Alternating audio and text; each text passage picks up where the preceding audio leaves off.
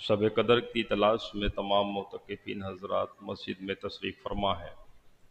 ہم دعا کرتے ہیں کہ اللہ تبارک و تعالی سب کے اعتکاف کو اپنی بارگاہ میں شرف قبولیت عطا فرمائے۔ ماہ رمضان المبارک کا اعتکاف دنیا کی تقریباً تمام ان مساجد میں جہاں جمعۃ المبارک کی ادائیگی ہوتی ہے لوگ اعتکاف کرتے ہیں۔ یہ سنت رسول ہے، حضور آقا علیہ الصلاۃ والسلام مسجد نبوی میں اعتکاف فرما ہوئے، اور اسی سنت کی ادائیگی میں جو ہے یہ اعتکاف کیا جاتا ہے۔ اعتکاف کا مقصد کیا ہے، اس کا سبب کیا ہے، یہ جاننا ہم سب کے لیے بالخصوص تمام معتکفین حضرات کے لیے یہ ضروری ہے کہ ہم اعتکاف کیوں کرتے ہیں۔ حضور نبی پاک صلی اللہ علیہ وسلم نے سب سے پہلے ماہ رمضان کے پہلے عشرے کا اعتکاف فرمایا، یعنی شروع کے 10 دن۔ آپ فرماتے ہیں کہ میں نے پہلے عشرے میں شب قدر کو نہیں پایا، اور پھر فرماتے ہیں کہ میں نے پھر دوسرے عشرے کا اعتکاف فرمایا، یعنی 11ویں روزے سے لے کے 20 روزے تک، تو حضور فرماتے ہیں میں نے اس میں بھی شب قدر کو نہیں پایا۔ پھر جب تیسرے عشرے یعنی آخری عشرے کا اعتکاف فرمایا تو حضور فرماتے ہیں کہ میں نے اس کی طاق رات کے اندر شب قدر کو پا لیا۔ اور شب قدر کی رات وہ رات ہے کہ اس لمحے کو جو بھی عبادت کی حالت میں پا لے، اللہ تبارک و تعالیٰ کی طرف رجوع کرتا ہو، اس حالت میں رمضان کی اس رات کو وہ پا لے تو اللہ تبارک و تعالیٰ اس کی مغفرت فرما دیتا ہے، یعنی عبادت کی حالت میں اللہ تبارک و تعالیٰ اس کو معاف فرما دیتا ہے۔ لہٰذا جو شخص ماہ رمضان کے آخری عشرے کا بھی اعتکاف نہ کر سکے تو وہ نفلی اعتکاف کر سکتا ہے، یعنی صرف جو ہے طاق رات آتی ہے اس رات کا اس دن کا اعتکاف کر لے تو اس کا نفلی اعتکاف ادا ہو جائے گا، نفلی ثواب اس کو مل جائے گا۔ جیسے کل کی رات گزری اور آج کا دن، اسی طرح پرسوں کی رات جو ہوگی، آنے والے کل کی رات اور پرسوں کا دن، 21ویں 22ویں اور 21ویں 23ویں 25ویں 27ویں اور 29ویں شب، اس کے 7 دن شامل ہوگا۔ اور یہ یاد رکھیں کہ اس اعتکاف کے لیے ماہ رمضان میں چاہے نفلی اعتکاف ہو چاہے 10 دن کا سنت اعتکاف، اس میں روزے کی حالت میں ہونا ضروری ہے، یعنی شرط ہے یہ۔ اگر روزہ ٹوٹ گیا کسی بھی وجہ سے یا چھوڑ دیا تو اس دن کا اعتکاف اس کا شمار نہیں ہوگا، اس کی قضا رکھنی پڑے گی۔ اچھا، اعتکاف اگر ٹوٹ جاتا ہے کسی وجہ سے تو 10 دن کا اعتکاف نہیں ٹوٹتا، ایسا نہیں ہوتا کہ وہ بندہ اٹھائے بوریا بستر اور گھر چلا جائے، نہیں۔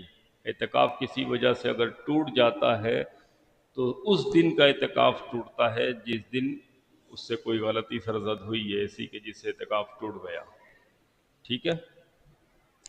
تو وہی شمار کہلائے گا، اسی دن کی قضا۔ باقی وہ مسجد میں ہی ٹھہرا رہے، ضرورت نہیں ہے اسے گھر جانے کی، اب تو اس دن کا اعتکاف اس کا ٹوٹ چکا ہے، اس کو چاہیے کہ مسجد میں ہی ٹھہرا رہے اور پھر پورے اعتکاف مکمل کرے، اور اگلے سال جس دن کا اعتکاف اس کا ٹوٹا ہے اس دن کے اعتکاف کی نیت سے وہ اگلے سال اس کی قضا رکھ لے تو پورے عشرے کا اعتکاف اس کا مکمل ہو جاتا ہے۔ لیکن یہ جو نفلی اعتکاف ہوتا ہے، کسی ٹوٹے ہوئے اعتکاف کی قضا نہیں ہوتی، بلکہ ثواب کی نیت سے رکھا جاتا ہے تاکہ طاق رات وہ عبادت کی حالت میں پال لے۔ اچھا، اعتکاف کی حالت چونکہ مستقل عبادت کی حالت ہے تو لہٰذا آپ میں سے ہر شخص ہمہ وقت عبادت میں ہے، چاہے وہ بیٹھا ہوا ہے، چاہے وہ لیٹا ہوا ہے، چاہے وہ سو رہا ہے، چاہے وہ خاموش ہے یا ضروری باتیں کر رہا ہے، ضرورت کے وقت تو جو ہے وہ عبادت کی حالت میں ہے، ٹھیک ہے؟ تو آپ چونکہ مسلسل عبادت کی حالت میں ہیں، لہذا عام آدمی سے زیادہ آپ کو احتیاط کرنے کی ضرورت ہے کہ کسی قسم کا کوئی گناہ نہ ہو، کوئی غلطی نہ ہو، کوئی کوتاہی نہ ہو، ٹھیک ہے۔ عام طور پہ تصور کیا جاتا ہے کہ اعتکاف کی حالت میں کسی سے بات نہیں کرنی ہے، خاموشی اختیار کرنی ہے۔ ایسا نہیں ہے، ضرورت کے وقت آپ ایک دوسرے سے بات چیت بھی کر سکتے ہیں، دینی مسائل بیان کر سکتے ہیں، سن سکتے ہیں، ٹھیک ہے۔ اور کوشش کیجئے کہ موبائل آپ کے پاس نہ ہو، اس لیے کہ موبائل ہوگا تو پھر غیر ضروری بات بھی ہوگی، جن باتوں کی ضرورت نہیں ہے پھر وہ بھی ہوگی، اور دوسروں کا بھی فون آئے گا اور آپ کی طرف سے بھی فون جائے گا، ٹھیک ہے۔ تو کوشش کریں، اس سے اعتکاف تو نہیں ٹوٹے گا لیکن یہ اعتکاف کے آداب کے خلاف ہو جائے گی یہ چیز۔ اسی طریقے سے ہمارے ہاں دیکھنے میں یہ آتا ہے کہ بہت سارے لوگ اعتکاف اس لیے کر رہے ہوتے ہیں کہ دوستوں کی گیدرنگ بیٹھ رہی ہے، بس شوق چڑھا ہوا ہے کہ بھئی میرے دوست یار بیٹھ رہے ہیں تو میں بھی بیٹھوں گا، یا کمپنی میں بہت زیادہ تھک گئے ہیں، سیلری تو پوری ملے گی، ہم اعتکاف کی درخواست دے کے چھٹی لے لیں، سیلری بھی پوری مل جائے گی، مسجد میں کام نہ کرنے سے آرام بھی مل جائے گا اور اعتکاف بھی مکمل ہو جائے گا، ہے نا۔ بہت ساری نیتیں ہو سکتی ہیں۔ اگر کوئی شخص اس طرح کی نیت کر کے آیا ہو تو ابھی سے اس کو چاہیے کہ وہ اپنی نیت کو تبدیل کر لے۔ اعتکاف کا اصل مقصد ہے اللہ تبارک و تعالیٰ کی رضا تلاش کرنا، اس کو راضی کرنا، ٹھیک ہے۔ تو لہٰذا کوشش کریں جب تک آپ اعتکاف میں ہیں کچھ نہ کچھ سیکھیں اپنے سینئر سے، جو ہے مولانا صاحب سے، مسجد کے امام صاحب سے، جو بھی دینی مسائل درپیش آئیں، جو درس ہوتا ہے وہ سماعت کریں۔ کوشش کریں کہ زیادہ سے زیادہ آپ کا وقت عبادت میں گزرے تاکہ آپ کو دگنا ثواب ملے۔ اعتکاف کرنے کی عبادت تو وہ تو ہے ہی ہے، مسجد میں آپ ہیں، دوسرا اس اعتکاف کی حالت میں آپ نفل نمازیں پڑھ رہے ہیں، قضا نمازوں کی ادائیگی کر رہے ہیں جو چھوٹی ہوئی ہیں، تلاوت قرآن کر رہے ہیں، ذکر و اذکار کر رہے ہیں، کوئی بھی عبادت کر رہے ہیں تو آپ کو اور لوگوں کے مقابلے میں دگنا ثواب مل رہا ہے، صحیح ہے۔ اور خاص طور پہ آداب مسجد کا خیال کرنا یہ بہت زیادہ ضروری ہے۔ آداب مسجد سے مراد یہ ہے، علماء لکھتے ہیں کہ آداب مسجد میں سے یہ بھی ہے کہ غیر ضروری طور پر آدمی اپنی ٹانگ بھی نہ پھیلائے، یعنی عام لوگ جو نماز کے لیے آتے ہیں اگر ان کو ضرورت نہیں ہے تو وہ ٹانگ بھی نہ پھیلا کر بیٹھیں، لیکن چونکہ معتکف کو کھانے کی بھی اجازت ہوتی ہے، اعتکاف کی نیت کر لی ہے اس نے، پینے کی بھی اجازت ہوتی ہے، ٹانگ پھیلانے کی بھی اجازت ہوتی ہے، لیکن اس میں غیر ضروری چیزیں شامل نہ ہو۔ پتہ چلا کہ آپ جو ہے پیزے بھی منگا رہے ہیں، وہاں سے برگر بھی آ رہا ہے اور سیریوں کی پارٹی بھی ہو رہی ہے تو وہ غیر ضروری میں شمار ہو جائے گا۔ ضروری چیزیں، اسی طریقے سے غیر ضروری طور پہ نہانا بھی، علماء نے لکھا ہے کہ غیر ضروری طور پہ نہانا بھی نہیں چاہیے معتکف کو، اور غیر ضروری طور پہ لباس بھی تبدیل نہیں کرنا چاہیے۔ کوشش کریں کہ کم سے کم لباس میں آپ کا اعتکاف مکمل ہو جائے، ٹھیک ہے۔ کم سے کم غسل میں آپ کا اعتکاف مکمل ہو جائے۔ جب آپ بہت زیادہ کراہت محسوس کرنے لگیں اپنے آپ میں کہ نہیں اب نہانا ضروری ہو گیا ہے، یا پھر اس وقت جب غسل واجب ہو جائے تو پھر آپ جو ہے غسل کریں گے، ٹھیک ہے، ضرورت پڑے گی تو نہائیں گے۔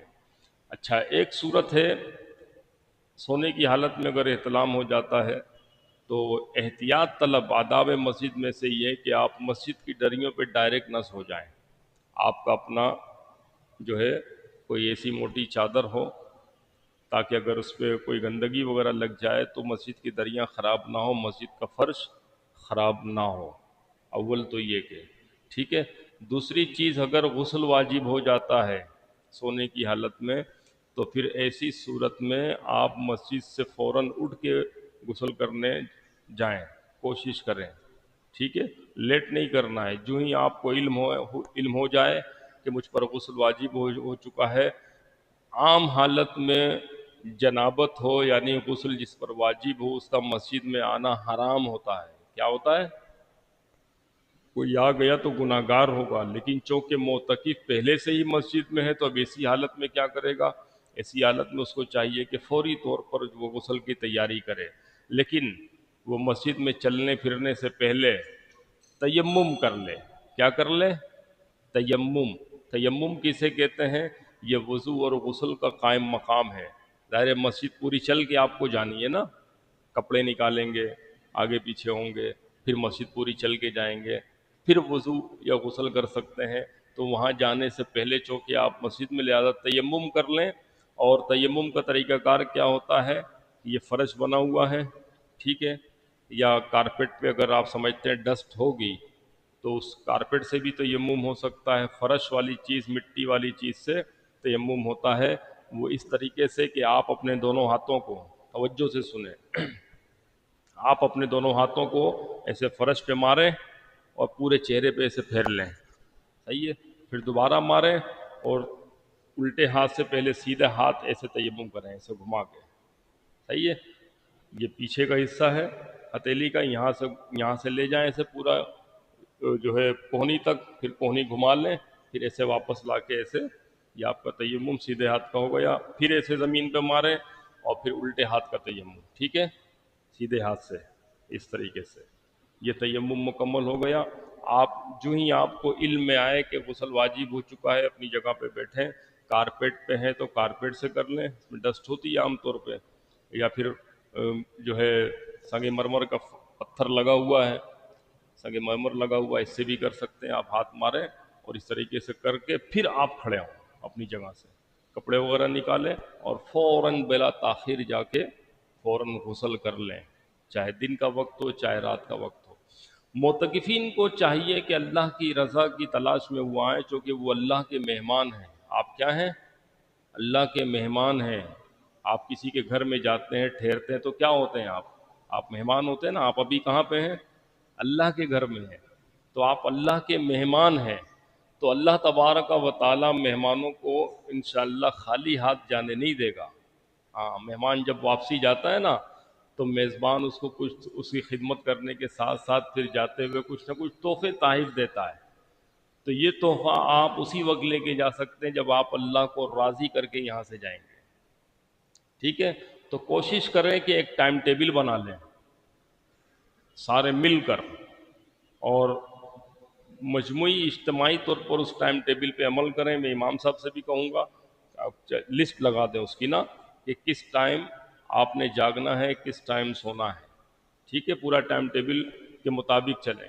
کوشش کریں کہ رات آپ تھوڑا سا لیٹیں، تھکن اتاریں اپنی، یا تھوڑی سی نیند لے لیں، تہجد کی نماز ادا کریں۔ اگر سوئے نہیں ہیں تو وہی نماز قیام اللیل کی نیت سے پڑھ لیں۔ ویسے جو آپ تراویح پڑھتے ہیں یہ قیام اللیل ہی ہے، لیکن یہ تو ہر آدمی آ رہا ہے نا پڑھنے کے لیے، تو آپ چونکہ اعتکاف میں ہیں، لہٰذا آپ رات کے آخری کے پہر والی نماز لازمی ادا کریں، صحیح ہے۔ اگر سو لیے ہیں تو تہجد کی نیت کر لیں، اگر نہیں سوئے تو قیام اللیل کی نیت، صحیح ہے۔ 2 رکعت، 4 رکعت، 6 رکعت، 8 رکعت، 10، 12 تک کی یہ کوشش کریں کہ 8 یا پھر 12 رکعت جو ہے تہجد کی نماز پڑھ لیں۔ رات شب بیداری کریں، صبح کی نماز با جماعت پڑھ لینے کے بعد جو ہے سورج کے نکلنے کا انتظار کریں، اس وقت تک آپ تسبیح پڑھتے رہیں، ٹھیک ہے۔ سورج جب نکل جائے، پوری آب و تاب سے چمکنا شروع ہو جائے، مکروہ وقت ختم ہو جائے، تو پھر چاشت اور اشراق کی 2 رکعت نماز پڑھ کے اس کے بعد پھر سونے کا انتظام کریں۔ یہ ٹائم آپ کے پاس لمبا پیریڈ ہے، صبح سے لے کے تقریباً 12:30 بجے تک آپ بھرپور نیند لے لیں، ٹھیک ہے۔ اور جب سوئیں تو فاصلے پر، ایک دوسرے سے فاصلے پر سوئیں، ٹھیک ہے۔ اچھا، چہرے کا چھپانا، یہ میں دیکھ رہا ہوں سب کے پاس رومال ہے۔ ہمارے ہاں یہ جو ہے معمول بن چکا ہے کہ معتکف جب بھی جائے گا وضو خانے پہ تو وہ چہرہ ڈھانپ کے، منہ چھپا کے جاتا ہے، نہیں، اعتکاف کی حالت میں چہرے کو ڈھانپنا یا چھپانا مکروہ ہے۔ چہرہ ڈھانپنے کی ضرورت نہیں ہے، رومال سے منہ چھپانے کی ضرورت نہیں ہے، کوئی حاجت نہیں ہے۔ یہ رومال شاید اس لیے ہو کہ آپ وضو کر کے اپنا ہاتھ واتھ صاف کر لیں، ڈسٹ ہو تو اپنا چہرہ بھی صاف کر لیں، ٹھیک ہے، ورنہ کوئی اور اس کا مقصد نہیں ہے۔ یہ جو پردہ ڈالا جاتا ہے معتکفین کے لیے، یہ صرف اس لیے ہوتا ہے کہ رات کو تنہائی کی عبادت کرنی ہو، گریہ وزاری کرنی ہو، رب اور اس کے درمیان کسی اور کو پتہ نہ چلے، تو اس لیے پردہ ڈالا جاتا ہے، ورنہ اس پردے کی بھی کوئی حاجت نہیں ہوتی ہے۔ ٹھیک ہے، تو کوشش کریں ٹائم ٹیبل بنا لیں کہ زور کی نماز پڑھیں، اس کے بعد اتنے پارے پڑھنے ہیں، اتنی ذکر و اذکار کرنا ہے۔ ٹھیک ہے، عبادت کرتے کرتے عصر کا ٹائم ہو جائے، عصر کے بعد درس میں شرکت کریں، کچھ سیکھیں دین کی باتیں، جو بھی دینی مسائل آپ کے ذہن میں آتے ہیں اس سے متعلق سوال کر لیں، تاکہ آپ کو نالج بڑھے اور اس پر عمل بھی ہو سکے۔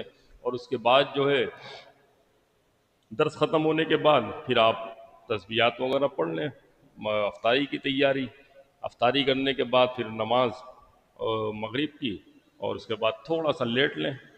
پیٹ جب بھر جاتا ہے تو جسم آرام مانگتا ہے نا، تھوڑا سا لیٹ لیں، اس کے بعد عشاء کی تیاری، نماز تراویح، اس کے بعد کھانا پینا جو بھی ہو، اور پھر شب بیداری۔ اس طرح کی روٹین بنا لیں کہ آپ کا کوئی وقت برباد یا ضائع نہ ہو۔ دوسری اہم چیز، مسجد کے جو رولز ہیں، قوانین ہیں، آپ نے فارم میں پڑھے ہوں گے، آپ سب اس کے پابند ہیں، اس کی پابندی لازمی کریں۔ تیسری چیز، باہر سے دوست یاروں کی گیدرنگ لگا کے بالکل نہیں بیٹھنا ہے، ورنہ اعتکاف کا مقصد ہی ختم ہو جائے گا۔ پتہ چلا کہ وہ جہاں ہوٹل پہ بیٹھتے تھے دوستوں یاروں کے ساتھ، وہ ساری ٹولی اٹھ کے آ رہی ہے مسجد میں رات کو، اور خوب جو ہے کیکہے لگائے جا رہے ہیں، مستیاں ہو رہی ہیں۔ بالکل یہ سب آداب مسجد کے خلاف ہوگا، اور اعتکاف کا سارا مقصد آپ کا فوت ہو جائے گا، کوئی فائدہ نہیں رہے گا اعتکاف کا۔ اعتکاف کا مقصد کیا ہے کہ اللہ تبارک و تعالیٰ کی رضا کے لیے اپنا سب کچھ گھر بار سب کچھ چھوڑ چھاڑ کے آپ اللہ کے گھر میں آ کے قیام پذیر ہو جائیں اور اللہ تبارک و تعالیٰ کو راضی کریں، یہی آپ کے اعتکاف کا مقصد ہے، اور اسی میں لگ جائیں۔ ٹھیک ہے، اس کے علاوہ جو بھی کسی قسم کا سوال ہو آپ دوران درس یا بعد میں بھی پوچھ سکتے ہیں۔ اللہ تبارک و تعالیٰ ہم سب کا حامی و ناصر ہو، ہماری جملہ عبادات کو رب تعالیٰ قبول فرمائے۔ آمین، وآخر دعوانا ان الحمد